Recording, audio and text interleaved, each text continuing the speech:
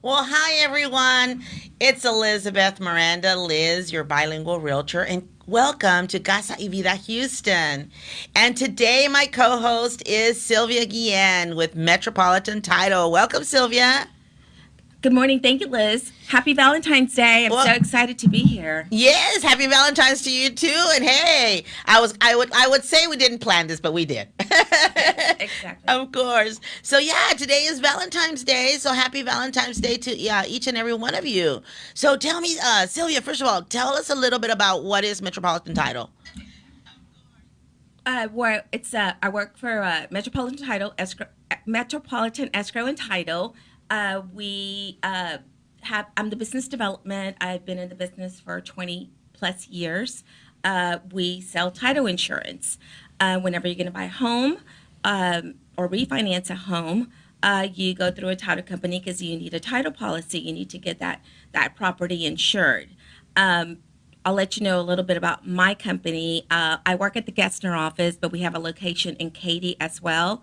And we also have an office in Plano, Texas, as well as multiple offices in Pennsylvania. We're not a title agency. We're a title agency. We're not a fee attorney office. We can close all over. We have multiple underwriters that we can service you, and we have in-house examiner, and we're investor friendly, and we provide mobile closings as well. Well, So that's awesome. That's awesome. I've known Sylvia for many years through different organizations, well, primarily NAREP, through the Realtors Associations, and certainly a great person. So, anybody who's out there, as far as any realtors, loan officers, etc., yeah, she definitely is very friendly, as far as very helpful when you're doing transactions, right? yes, please give me a call whenever you. Telling me earlier that you were kind of, I guess you were just interested in some fun facts about Valentine's Day. Yes, actually, I looked up some information and I found some Valentine's Day facts that probably we do not know. So it was So, pretty interesting. uh-huh. So one of them, well, there's a few of them. So I won't name them all, but I'll name a few. Okay. Did you know that in the 1300s, it officially became a holiday associated with love and romance, of course? Of course. And the second one is the first heart-shaped box of chocolate was introduced in 1868. Oh, wow. Wow. And the conversational hearts, all the ones that we know of growing up, was invented in 1866. Wow. So that would be like, you mean like the little hearts that have Have the the little, little, like, I love you or be my yes, friend or whatever? yes, Really? yes. And each box has approximately like 45 sayings. And each year they add a 10 additional. And this is pretty interesting I though, didn't know that. that the box is actually you can when you buy it it's what is I'm sorry, the shelf life of it is 5 years.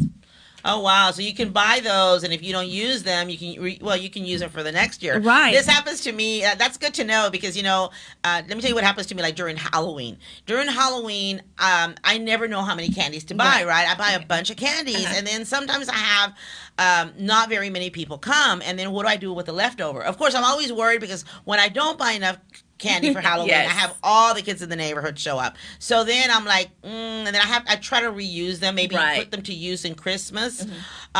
and then because I feel bad waiting for the next year. But that's Yeah. good. Valentine candy, guys, you can keep for 5 years. Now you know. That's good to know. But I don't think maybe the chocolates. What do you think about the No, chocolates? I don't think of the chocolates. Yeah, I Because you got know what? We'll eat them all anyway. yeah, yeah. But I tell you what I do with the chocolates. I put them in the freezer. I actually got Oh, some okay. last year.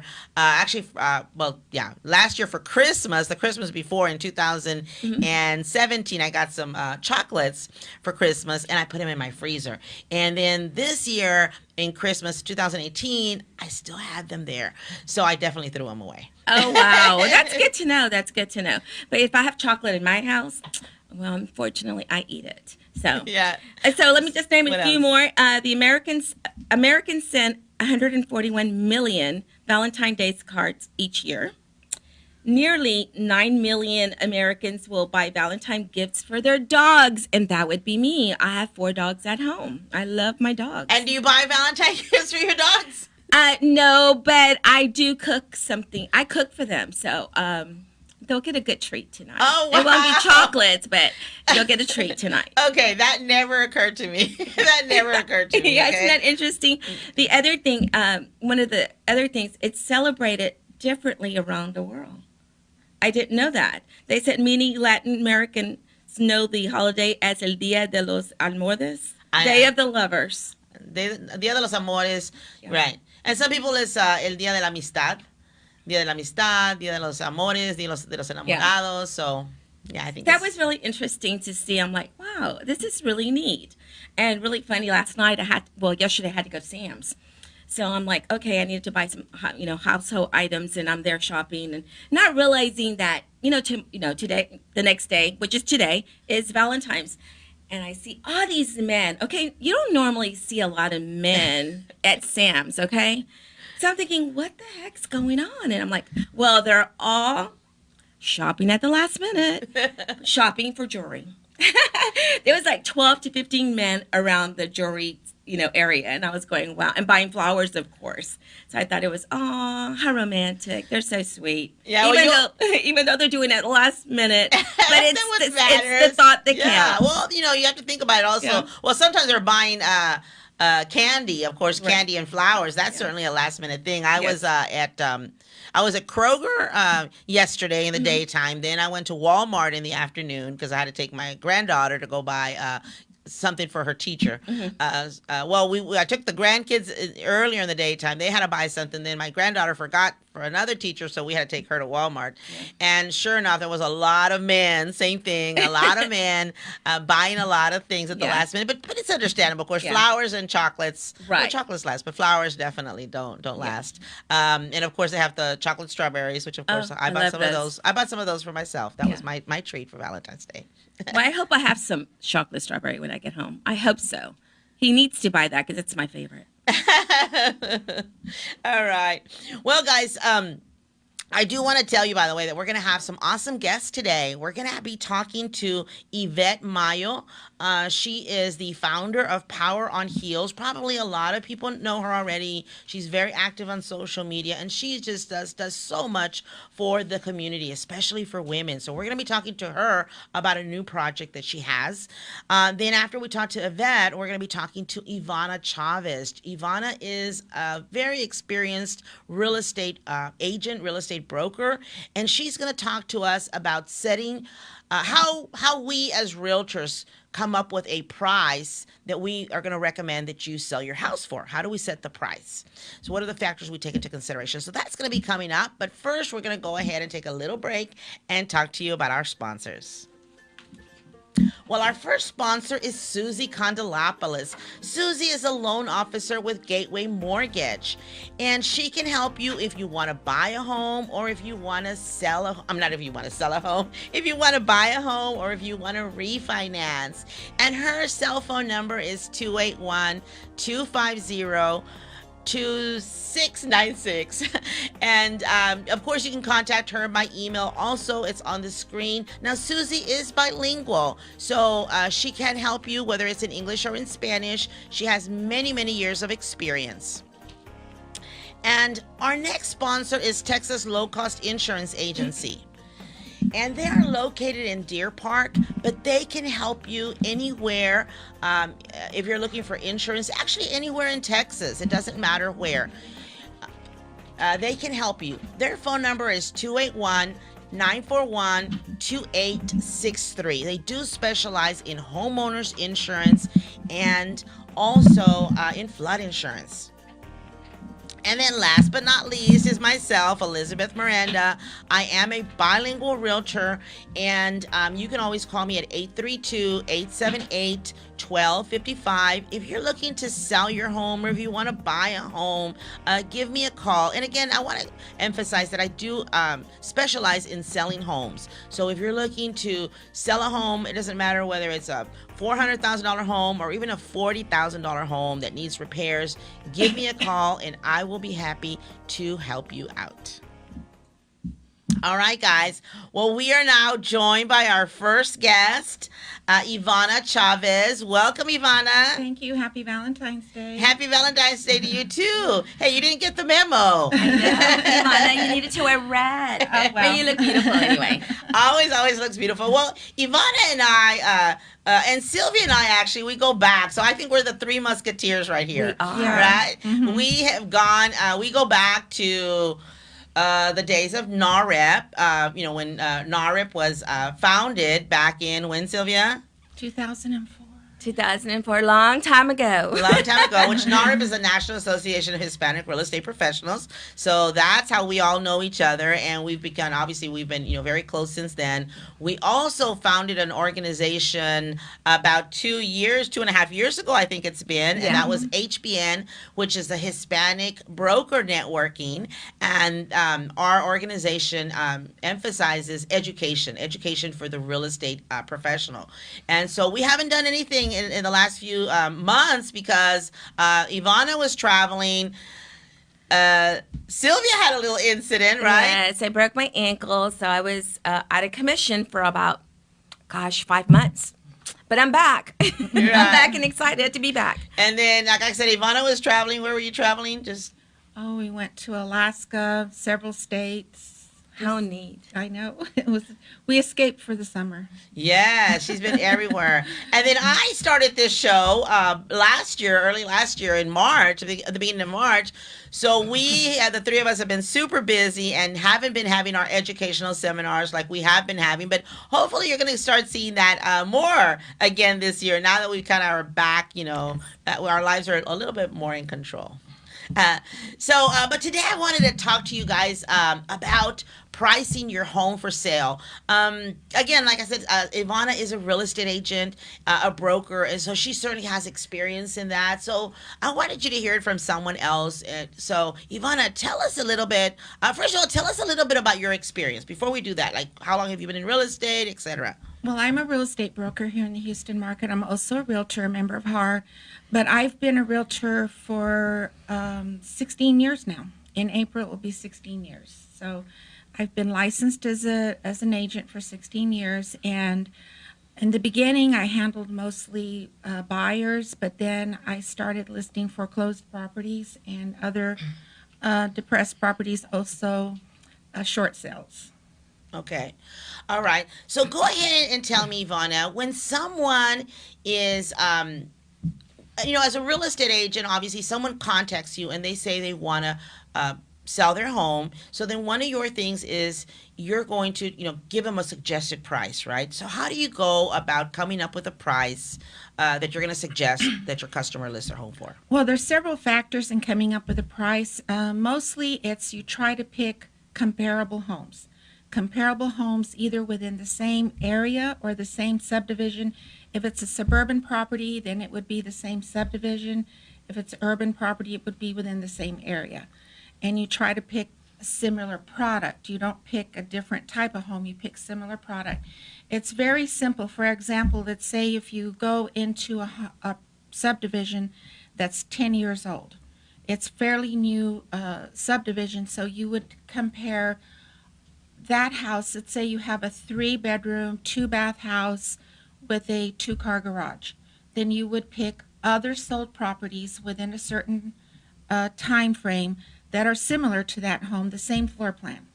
And then you would make price adjustments. Okay. So you said that are sold within a certain time frame. Typically, what is that time frame that we look at? Typically, it's 6 months. However, if you can't find product, you can go further back.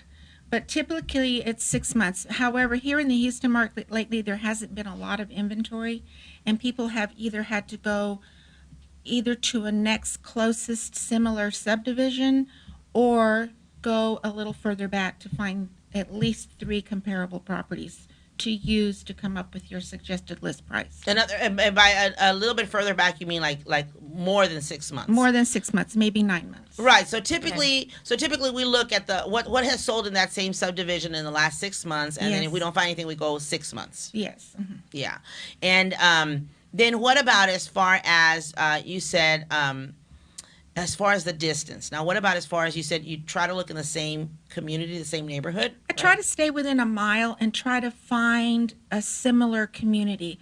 For example, if you were in a upstarting community that had smaller homes, you wouldn't go to a custom community. You would go to a similar community within a few miles, or at least 1 to 2 miles away from that community, and find a similar home. Right. So in other words, you mean like, let's say that you're in an older community, and then right next door, right across the major street, they have a brand new subdivision. You would not choose that subdivision. Right. You're not going to pick that, right? Yes, you would not choose that subdivision because the product is different. Yeah. Right. You can't compare that because No, and the buyer will be a different buyer for that community as to the buyer for your community. Right. And what if you built a brand new home in that, older community, you decide to buy a piece of land and they buy a new home. Could you compare it to those other homes, do you think? No, that home is over improved for that community, and the pricing for that home will be totally different than the newer community.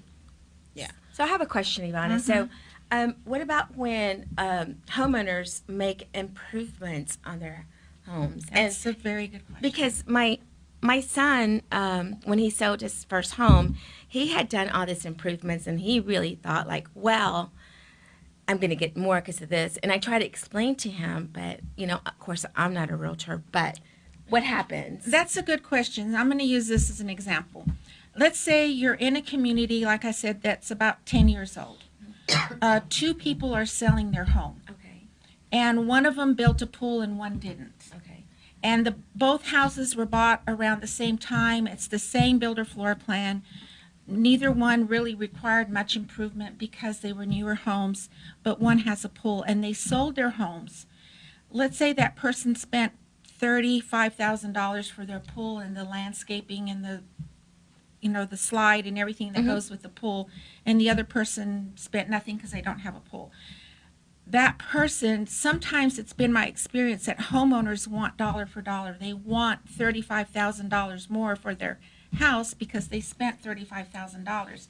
But unfortunately, that's not the way it works. The way it works is you take those 2 sold homes, and if one sold for $250 and one sold for $260, what the market bared was the $10,000 additional. It's what a willing and able buyer is willing and able to pay for that upgrade in that home. So you would take your house and you would adjust it either up or down by $10,000 depending on whether or not it had a pool. Okay. That's that's a good question because that does happen very often. You do see people that, and again, as a real estate agent, I see that all the time. That I go to people's homes and they're like, "Well, no, I just put in a new roof." Yes. Well, that's not actually an improvement. That's different, right? Also, because sometimes, so the first thing is sometimes people they add a deck, they add a built-in, fireplace or a stove, and it could be an older home that was built in the 50s, and all the homes around there were built in the 50s. But this person, maybe they're a bricklayer, and I've seen this happen a lot. A lot in our communities is that they're bricklayers for a living, and so they just put brick all over that house. They put brick in the patio. They create a brick, stove, carport, everything, and then they say, I spent X amount of money, and so I just did that last year, and so now I want all that back, and I think now my house is worth all this. And that certainly contributes to the marketability of the home. You can better market your home if you make improvements and you keep up. Houses with deferred maintenance, meaning that you've never kept up with your home, you've never made repairs, they sell for less. But if you've made improvements, it's not going to be dollar for dollar. You still have to compare what a house similar to like that sold for and make that comparison to your own house as far as bringing up price, because a house needs a roof. By putting in a new roof, you haven't actually added anything. You've only repaired the roof or replaced the roof. So you only add the amount of difference that a house without a new roof sold for compared to a house with a new roof sold for. You don't add dollar per dollar. Okay, I have another question. So does it matter when you're pricing a home whether it's a single family home or a 2-story home, or additional or less bathrooms than others? Yes, you have to make adjustments for bathrooms. Again, you take what's sold in the community, you find out, you do what they call paired comparisons. You take a pair of homes that maybe had 2 stories and with 2.5 baths, and another house that had 2 stories with 2 baths. And you see if there is a difference. Sometimes there isn't, but sometimes there is. So you don't always make adjustments. You have to see what's going on in the neighborhood first. But you're right. You do have to. You can't have a 2-story and compare to a 1-story, or you can't have a townhome compared to a single home. You only use single homes for single homes and townhomes for townhomes. So I've always heard this, and I'm not sure if it's true, but single family homes sell a lot quicker than a 2-story. Is that true? I don't know. Oh well, no. I don't think there's. It's a preference of the. It's a preference of the buyer. Okay. Okay. One of the things that I have found sometimes, again, as a real estate agent, that it's true. Some people just have a preference for 2-story homes, and other people just have a preference for a 1-story. And some people are like, that's just their dream. Their dream is to be in a 2-story home. They think that if they've made it, I guess. Yeah. You know. Yeah. But now I'll tell you one thing that I have found that takes a little bit longer to sell is when you have a 2-story home that doesn't have a master or any bedrooms on the bottom. Oh, yeah. Yes. Have you ever found that? Yes. Yeah. Yes, people prefer a master on the bottom. However, I've run into people who want to be close to the baby, so they prefer a master on the top. There's Yes. really So no you just set never rule. know. There is You no just set never rule. know. There is no set rule, but that is one thing that I have found. They're like, oh, but the master's not downstairs, or there's no bedrooms downstairs. And yeah, you're right. There's some that want all to be upstairs with all the kids, but a lot of them are like, no, I want to be down here and let the kids, have the upstairs and they can, do whatever. One issue I've run into a couple of times, not very often as a real estate agent, but people who have a 1-story, 3-bedroom home in a community that has predominantly 4-bedroom homes, they're going to have a little bit more difficult time selling their home.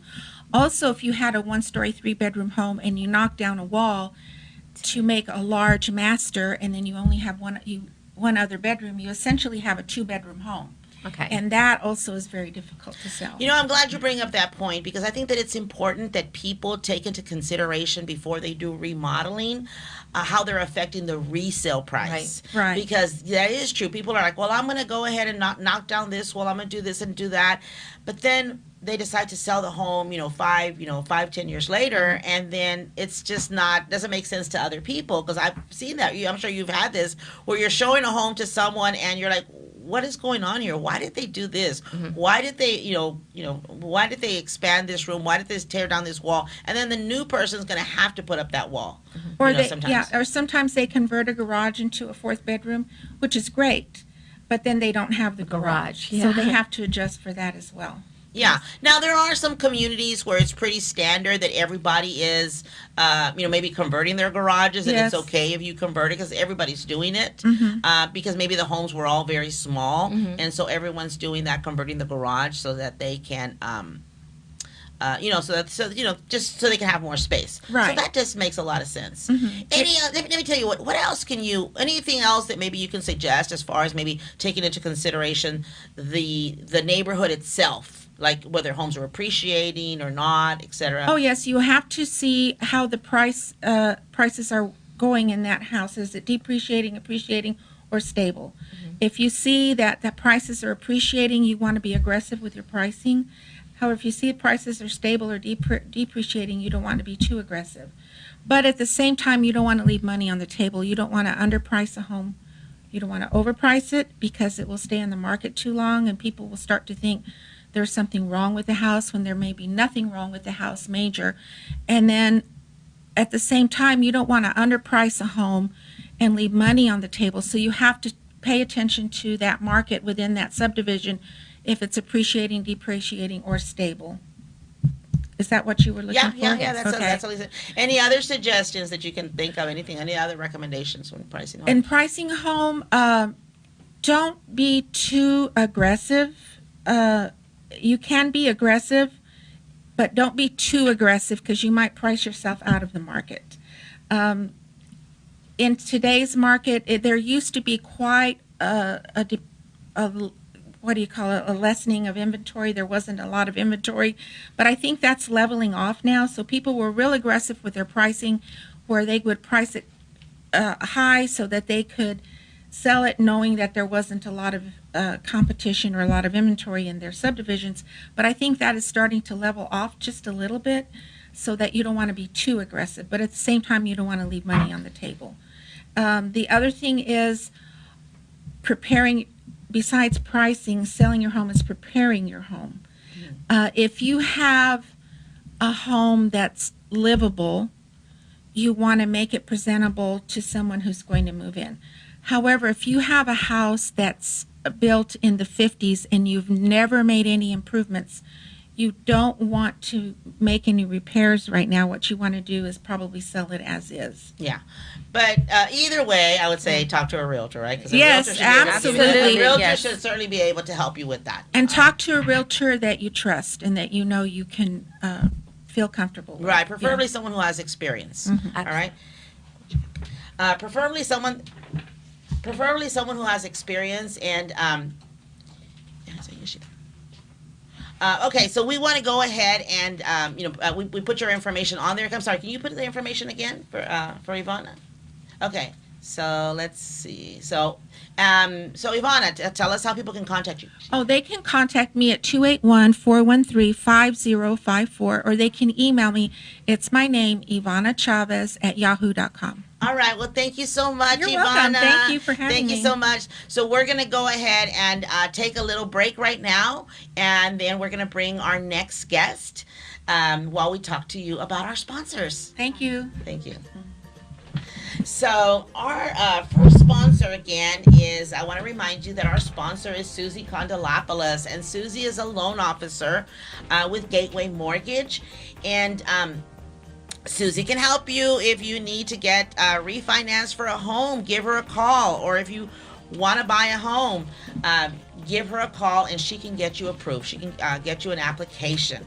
Our next sponsor is Texas Low Cost Insurance Agency, and they are located in Deer Park, Texas. Their number is 281-941-2863. And again, guys, I want to remind you that they do specialize in homeowners insurance. So if you're looking to buy a home, give them a call, or if you just want to, shop around for a better price, give them a call. And last but not least is Elizabeth Miranda, myself, your bilingual realtor for all your real estate needs. Feel free to give me a call at 832-878-1255. And now we are joined by our next guest. She got the memo. So we have Ivette Mayo with Power on Heels. Oopsie. Welcome, Ivette. Hello. Thank you for having me. Happy Valentine's Day, everybody. Yes, absolutely. Well, gosh, we are always happy to, here we go. We're always happy to have you on our show. You've got so much going on all the time. So I know you were just in New York, right? Yes, Tell us about that. What were you there That for? was I'm a speaker. I speak at a lot of events and love empowering women, especially Latinas. And I was there for a conference called the Women Who Roar Summit. And I was one of the speakers there at NBC Studios. It was a wonderful event. And it's, one of the things I love is there's just so many amazing women doing so many amazing things. I'm always in awe of the women that I get to encounter and what I do. So that was wonderful.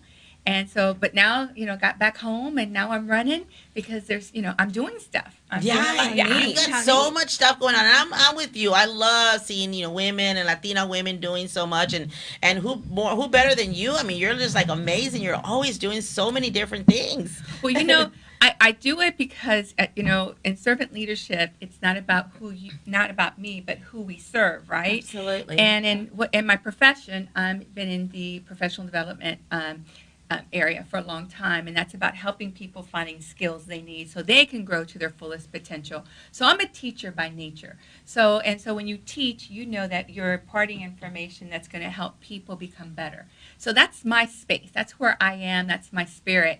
So I've created, over time, I've encountered women. So I created an online platform about 3 years ago called the Power on Heels Network.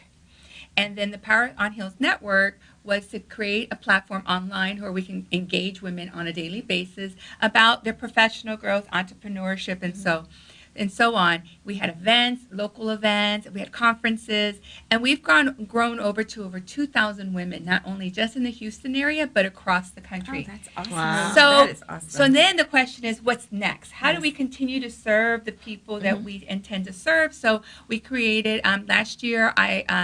In July of 2018, filed for and received our IRS certification for a nonprofit called the Power on Heels Fund.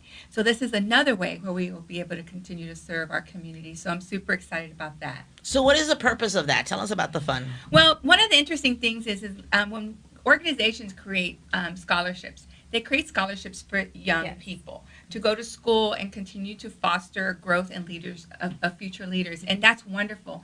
But one of the things that I'm finding is there's still a deficit among women, especially Latinas, where we're still stuck in the mindset that we don't have time and money to do things to help grow ourselves professionally, as well as reinvesting money in our business so we can continue to grow.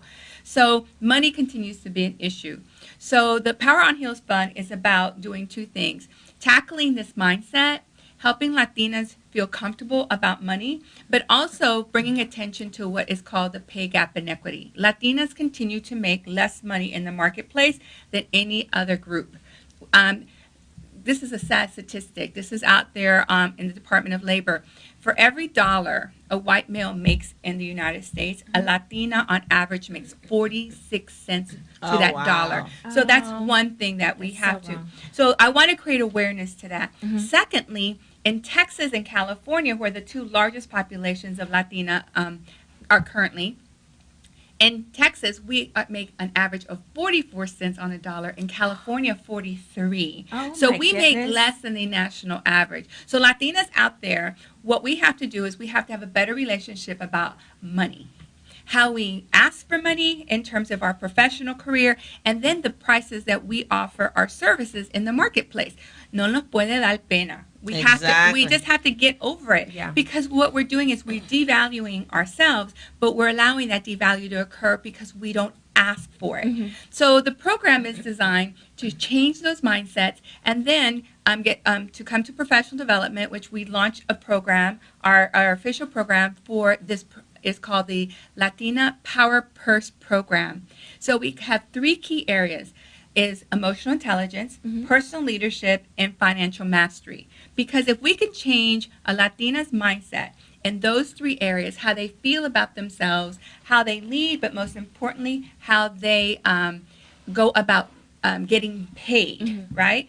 Then we can change a community. We can have real impact.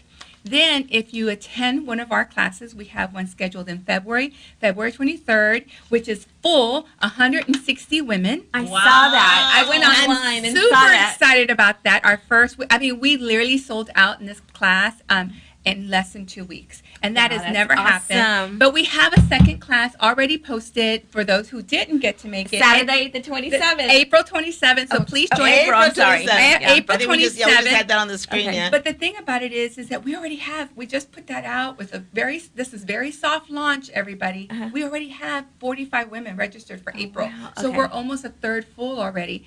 But the reality of it is that once you complete that training, which is free, by the way, I did say it was free, right? Isn't that great? Well, I didn't know that part. We're making it free because, see, there's no excuses for you to stop. We have to create impact. We want to eliminate hurdles, and the first hurdle we're going to remove is we don't want you to pay. We want you to go into, and that's only because we've been able to partner with an amazing organization, the U of H downtown. That will be our headquarters for the Power on Heels Fund for 2019. All of our events will be there this year. Great. So what does that do? It minimizes the cost or makes things free so we can continue to have the impact we desire in our community. But the thing about this is let's just be real clear on this. You must attend the February class or the April class. You must complete the class. Okay. And then once you complete the class, when we launch our full scholarship application in May, you must have attended one of those two classes. That is the requirement. Oh, okay. That is the requirement. So if you think that you want to further your career, continue your education, do a certification for your business, do something that's going to help you grow professionally, and it's going to cost you money. We want you to take this class so you can apply for the scholarships. And the scholarship event will be awarded November 1st of 2019. And we're looking to make these scholarships as our threshold is to make each scholarship at least $2,000 for women. So you can apply that towards one of these certifications or your continuous education. Wow, So that's awesome. it's a big commitment. But you know what, mujeres, we need to stop saying, I don't have time and I don't have money. You have to shift your thoughts, your mindset, your emotions around it, and we have to do differently about money. We have to stop saying we don't have it. Yeah. We don't have it. Ya, esa conversación tiene que terminar. Yeah. Absolutely. That's So tell us true. about this. Now, let's get started with this first with the class itself. How long is the class? It's from it's 8:30 to 3:30. Okay. And we have 3 segments in there, and each segment is about maybe 90 minutes. And then so the first class is on emotional intelligence, covering the 5 key areas and how to really tackle that, because Latinas, we're in the workplace, and one of the things they say, you're so passionate, but that's code for you're overly emotional, right? And then I hate when they say you're so confrontational. Oh, but my see, goodness, that's no. But if it was a man, it'd be different. Yeah, No. but it was a man, so we have a double true. standard. But we do have to manage our emotions. Yeah. We do. One thing We is do. too is that we own the fact that we're attorneys, we're real estate and professionals, we're all these things, but a lot we don't use or use the term or define ourselves as leaders. And we have to own that, because that's who we are. We lead in our homes, we lead in our communities. So we have to lead in our businesses. This is and true. we have to own that. So Yeah. we want to change the mindset around that. And then financial mastery. One of the conversations we'll have that day is how to create budgets, how to take the money you have and do something with it. Because you know what? If I say to you, become a member of the Power on Heels Fund, because this is a membership-based organization, somebody says, oh, $150, that's high. But you know what? You just went in Marshalls and spent $300 on cosas, right? That's true. But this That's is very it. true. So what happens is we have Yeah. we apply money and We value set our differently priorities. based on that. Right. So what we want to do is, if you want to grow, then invest in yourself. If you want to grow, you have to invest time. If you want to grow, you have to shift. So that's what our focus is. Yeah, and I find that even in real estate. That's funny that you're saying that, because one of my missions this year is to educate people on financial matters as it relates to credit and it relates to homes. And the reason is, and especially particularly women, Latina women, because I find, of course, I talk to so many people that cannot qualify for a home loan because they don't take care of their finances. Right. And once I tell them, well, we've checked your credit, you don't qualify, but I can help you. I literally tell them, I can help you. I can get you on the right track so that you can buy a home in 6 months or a year. Right. And they're like, well, I'll get back to you. Yeah. And even if it's going to cost them a little bit, because of course they have to spend a little bit of money on getting their credit repair, they won't. Most of them, 90% of them, won't do it because they want immediate gratification, and they're not willing to take control of their lives and their financial situations, and they need to learn to do that. Well, one thing too is that right now our community makes more money than they've ever made before. Think about it. We make more money than our parents have or any previous generation. The question true. is where are we in terms of our wealth? We don't talk about wealth. We don't have conversations about how do we save money, how do we invest money in our community. But there's a lot of is so true. conversation about the lack thereof. No hay. Mami, quiero hacer esto. No hay dinero. Papi, quiero ir a la escuela. No hay dinero. So we talk about the lack. And so the other component is that because we don't speak about it, we don't have a direct relationship with it. And so when we do have money, we don't know what to do with it. I have a wonderful friend and mentor. Her name is Nelly Galan, and she wrote a book called Self-Made. And in the book, she talks about how women need to stop looking outside of their community to grow, but it starts with them. And she has a wonderful quote and says, ladies, stop buying shoes and buy buildings. right? Oh. I Think like about that. it, Yeah. right? Because let's just be serious about this. Did somebody tell you you could grow up and be an entrepreneur? Never. Did Never anybody even. ever tell you can have your own business? No. So we don't talk. No, mija, get yourself, go to A good- school, Yeah. get yourself a good job, get paid on the 15th and on the 30th, and get some benefits. Y al fin, you retire, Yeah. and you can retire, right? This is true. Yeah. The thing about it is that we all have been fed that kind of information, and then the reality of it is that we all find ourselves, we don't have the fulfillment in our careers because we just don't see progress. We don't see anything. We lose hope in what we're doing. So let's shake this up a little bit. This organization has been created to empower mujeres to be more powerful than ever. The fun is to help fund their future, to invest in them, but they have to invest in themselves first. Yes. So I'm really proud of two things. One, that we recently created a board. We have an amazing group of women of diverse backgrounds, ages, who are part of this board, who's helping lift us up. Yes, I have a vision, but they're part of this vision now, and we're moving this forward fast and furious. And the other component is that we've been partnering with U of H downtown. We're incorporating the students because for us to grow, we have to continue to bring along Yes. another group. But then I'm really proud of this fact. We have also partnered with the Tejano Center here in Houston. How awesome. And March 30th, we are offering the the Latina Power Purse program for girls for the entire senior class of girls at the Raul Aguirre School of Success on March Really? 30th. So this session, we're offering it to high school seniors because what happens to young Latinas when they leave and go to college?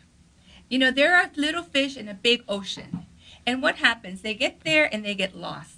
Exactly. They don't know anybody, tan desconocida. They don't.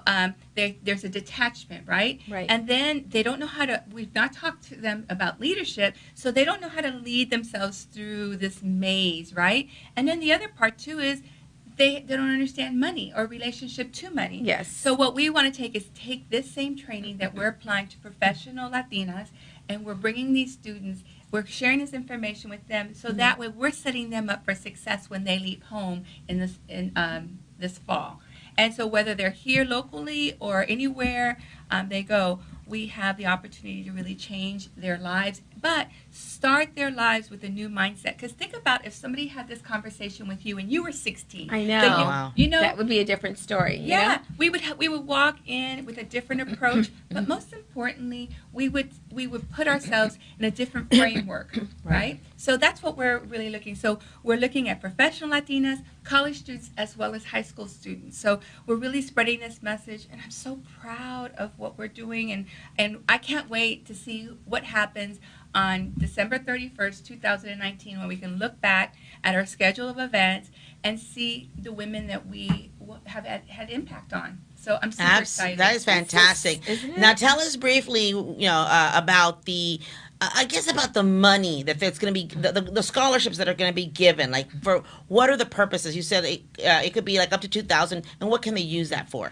To continuous education, so you must be enrolled in all these programs. This is not, we're not giving you a check so you can go on the promise that you are going to do this. That's not going to happen. We're going to give these monies directly to the institutions or the program that Okay. you are enrolled in. So let's just say a young woman decides that she wants to change her career. She wants to go into real estate. Well, you know that costs money. Right. So, and you have Over to pay that to the state, $1,500. right? Or $1,500.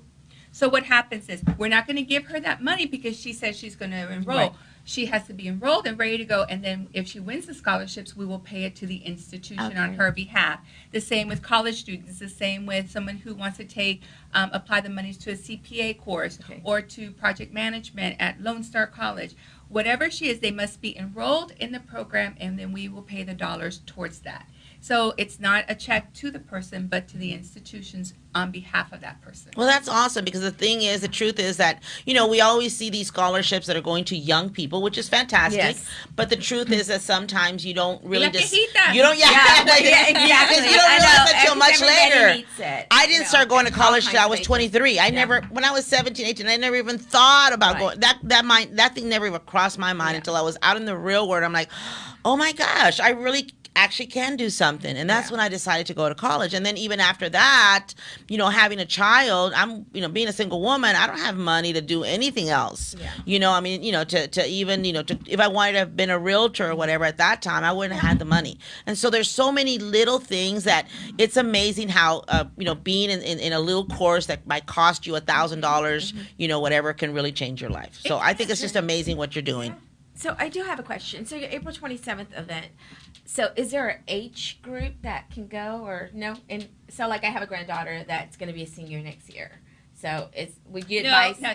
No. Okay. So I'm senior in high school? No. Okay. No, those classes are for the college students or the professional Latinas. Okay. Yes. Okay. Yes, we're not offering the program outside of 18 and under, outside of a school situation, because unfortunately there's a lot of legalities around that. Okay. So the trainings that we will have will be geared towards professional development at the people who are in college, how to apply that when they leave college, and professional women. So Okay. the content there is a little bit more adult oriented, so she would miss out. Okay. But the programs that we're having at the Tejano Center for the Latina Power Purse program for girls is geared to that Oh, audience. awesome. Okay. So Right. yeah. Well, it sounds like an I awesome. know. I mean, it's an awesome event, awesome thing to do, and I can't signed wait. up for April. Yeah, well, I haven't signed up, but I will. I certainly want to, take part in this, and I'm excited. I mean, of course, you have such high energy and passion. More than anything, you've got passion. It's so obvious that not only just about the program, but about helping people, helping Latinas. Yeah. That's So our biggest thing now, we're looking for sponsors. Okay. Sponsors are able to also name scholarships after their business, and we're just looking for members. This is going to be a member-based organization as well. So our information is on our website, thepoweronheelsfund.org. all right. So again, give us your phone number one last time. Our phone number? Your phone number. My phone number is 713-447-5404. All right. Well, thank you so much, Yvette, for all that information, and thank you so Great much, information. Sylvia. Oh, thank we you. really I appreciate love you being being a here. co-host. It's my first time here. Thank you, Liz. All right, guys. Well, we will see you next week on Thursday, every Thursday at 10 o'clock. Thank you so much Happy for watching Valentine's us. Day. Happy Valentine's.